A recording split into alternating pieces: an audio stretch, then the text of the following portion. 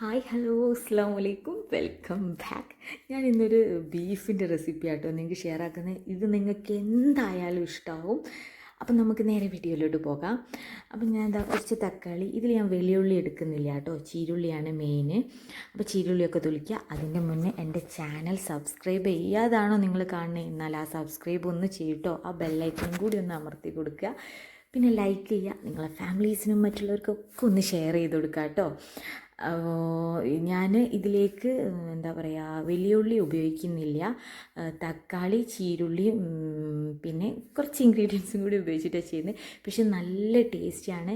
സ്റ്റെപ്പൊക്കെ സിമ്പിളാണ്. പക്ഷെ നിങ്ങൾ ഇത് ഇങ്ങനെ ഒന്ന് ട്രൈ ചെയ്ത് നോക്കുക, എന്തായാലും ഇഷ്ടമാവും. പിന്നെ ഞാൻ പറയുന്ന അതേ അളവിൽ എടുത്തു കഴിഞ്ഞാൽ നല്ല ടേസ്റ്റ് ഉണ്ടാവും. പിന്നെ എരിവിന് നിങ്ങൾക്ക് ഇഷ്ടത്തിനനുസരിച്ച് മാറ്റി കൊടുക്കാം കേട്ടോ. അപ്പോൾ ഇതാ ഞാൻ തക്കാളിയൊക്കെ കഴുകി നല്ല ഫ്രഷാക്കി എടുത്തിട്ടുണ്ട്. ഇനി ഇതിലേക്ക് അടുത്ത വേണ്ട സാധനം വറ്റൽമുളകാണ്. നിങ്ങൾ എരിവിനനുസരിച്ച് എത്ര വെച്ചാൽ എടുക്കുക. പിന്നെ ബീഫിനനുസരിച്ച് കേട്ടോ. പിന്നെ കുറച്ച് വെളുത്തുള്ളി, മല്ലിച്ചപ്പ് ഞാൻ എല്ലാ വീഡിയോസിലും പറയുന്ന പോലെ എനിക്ക് നല്ല ഇഷ്ടമാണ്. അതുകൊണ്ട് ഞാൻ എൻ്റെ എല്ലാ നമ്മൾ ഉണ്ടാക്കുന്നതിലും മല്ലിച്ചപ്പ് ഇമ്പോർട്ടൻ്റ് ആയിട്ടുണ്ടാവും. അപ്പോൾ ഇതാ ഇത്രയും ഇൻഗ്രീഡിയൻസ് ആണ് നമുക്ക് ആവശ്യമുള്ളത്. അപ്പോൾ ഇനി ഇത് വെച്ചിട്ട് എങ്ങനെ ചെയ്യാൻ നോക്കുക. ഇതിന് മുന്നേ നമ്മൾ ബീഫ് ഉണ്ടല്ലോ, അതൊന്ന് കുക്കറിൽ വളരെ ഇളയ ബീഫാട്ടോ, അതായത് വല്ലാതെ വേവ് ഇല്ലാത്ത ബീഫാണ്. അതുകൊണ്ട് തന്നെ ഇതൊന്ന് കുക്കറിൽ ആദ്യം വേവിച്ചെടുക്കുക. അപ്പം ഞാൻ ഇതിലേക്കും തക്കാളിയോ ഉള്ളിയോ ഒന്നും, വെളുത്തുള്ളി മാത്രമേ ഇടുന്നുള്ളൂ, വെളുത്തുള്ളിയും മല്ലിച്ചപ്പും. പിന്നെ ഈ ഒരു സ്റ്റെപ്പിൽ നമ്മൾ തക്കാളി ഉള്ളി അവോയ്ഡ് ചെയ്യുക കേട്ടോ.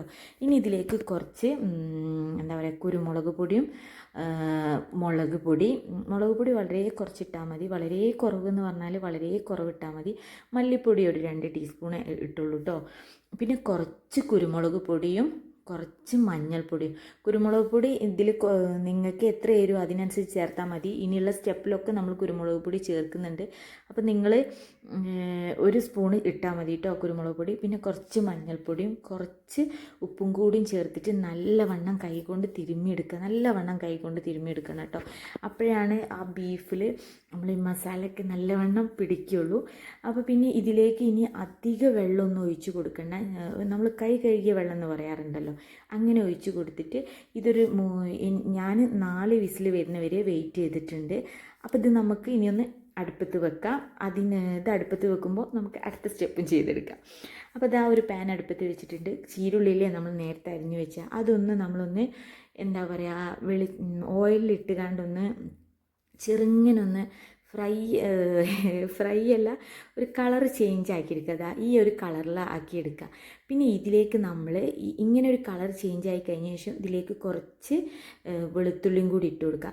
വെളുത്തുള്ളി ഇട്ട് കുറച്ചൊരു 2 തവണ ഇതാക്കുമ്പോൾ തന്നെ തീ ഓഫ് ചെയ്യണം കേട്ടോ.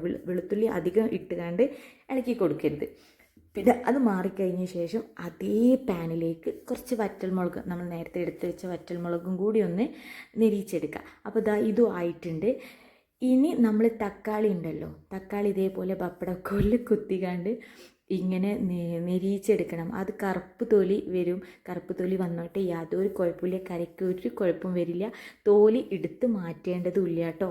അപ്പോൾ അത് പ്രത്യേകം ശ്രദ്ധിക്കുക. അങ്ങനെ ഇതും ഒന്ന് ഞാൻ ചൂടാക്കി എടുത്തിട്ടുണ്ട്. അപ്പോൾ ഈ 4 ഐറ്റംസ് ഉണ്ട്, അതായത് വെളുത്തുള്ളി, ചീരുള്ളി, മുളക്, തക്കാളി. അത് നല്ലതിൽ ഫൈനായിട്ട് മിക്സിയിലിട്ട് അടിച്ച് വരിക. ഇത് മിക്സിയിൽ അടിക്കുമ്പോൾ ഒരു തുള്ളി വെള്ളം ചേർക്കേണ്ട, തക്കാളീൻ്റെ വെള്ളം മാത്രം മതി. നിങ്ങൾ കാണുമല്ലോ, ഈ ഒരു കൺസിസ്റ്റൻസിയിൽ മതി കേട്ടോ. അപ്പോൾ ഇതേപോലെ തന്നെ ഇനി വേറൊരു പാൻ വെച്ചിട്ടുണ്ട്. ഇതിലേക്ക് കുറച്ച് ഓയിൽ ഒഴിച്ചത്, കുറച്ച് തേങ്ങ നിങ്ങളെ ബീഫിനനുസരിച്ച് ചേർത്ത് കൊടുക്കുക. നിങ്ങൾക്ക് എരു നല്ല കൂടുതലായി പോയി എന്നുണ്ടെങ്കിൽ നമുക്ക് തേങ്ങ ഒരു പൊടിക്ക് കൂട്ടാട്ടോ. അതല്ല നമ്മൾ നോർമലായിട്ടാണ് ഇട്ടതെന്നുണ്ടെങ്കിൽ തേങ്ങ സാധാ ഒരു 2 പിടുത്തം മതി. അപ്പോൾ ഞാൻ നോർമൽ തേങ്ങ എടുത്തിട്ടുണ്ട്. അപ്പോൾ ഇതിലേക്ക് മുളക് പൊടി ഇടണ്ട, മല്ലിപ്പൊടിയും മഞ്ഞൾപ്പൊടിയും ഒരു പൊടിക്ക് കുരുമുളക് പൊടി. മല്ലിപ്പൊടി എത്രയാണോ എടുക്കുന്നത് അതിൻ്റെ പകുതി കുരുമുളക് പൊടിയും കുറച്ച് മഞ്ഞൾപ്പൊടിയും പിന്നെ കുറച്ച് വലിയ ജീരകല്ലേ അതും കൂടി ചേർത്തിട്ട് നല്ലവണ്ണം ഒന്ന് വറുത്തെടുക്കുക. അതാ ഈ ഒരു കളറാവുന്നത് വരെ വറുത്തെടുക്കുക. അപ്പോൾ ഇതാ ഈ ഒരു നമ്മൾ നേരത്തെ തക്കാളീൻ്റെ ഇത് കണ്ടല്ലോ, അത് ഈ ഒരു കൺസിസ്റ്റൻസിയിൽ തന്നെ വരണം. അത് ഞാൻ പിന്നെ അതുകൊണ്ടാണ് കാണിക്കുന്നത്. അപ്പോൾ ഇത് നമ്മൾ ബീഫ് ഇവിടെ റെഡി ആക്കിയിട്ടുണ്ട്. തീരും വെള്ളമില്ല ബീഫിൽ, അങ്ങനെ തന്നെയാണ് വേണ്ടത്. അപ്പോൾ ഇനി വേറൊരു പാൻ അടുപ്പത്ത് വെച്ച് കൊടുത്തുകൊണ്ട് നമുക്ക് പായ് വെച്ച് ബീഫ് ഉണ്ടല്ലോ അതൊന്ന് ഇതിലേക്ക് ഇട്ട് കൊടുക്കുക. വല്ലാതെ എന്താ പറയുക ഓയിൽ ഒഴിക്കേണ്ട, 1-2 സ്പൂൺ ഓയിൽ മാത്രം ഒഴിച്ച് കൊടുത്താൽ മതി. എന്നിട്ട് ഈ ബീഫ് ഒന്നൊന്ന് എന്താ പറയുക കുറച്ചൊരു പൊടിക്കുള്ള അതൊന്നൊന്ന് വരട്ടിയെടുക്കുക.